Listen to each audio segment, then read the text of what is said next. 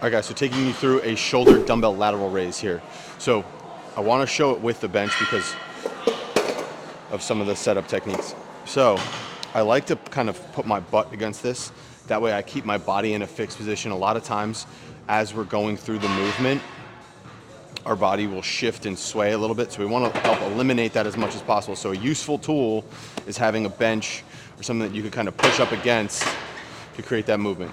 So as Pablo goes through the movement, what we actually want to do is we don't want to think about going straight out. We actually want to come out and slightly forward, okay?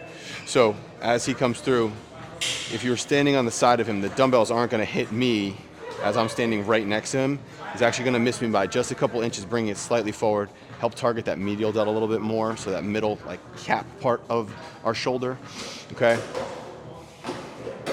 Standing dumbbell lateral. If you don't have something to kind of put your butt up against, something that we want to consider, is I'm going to have Pablo set up here,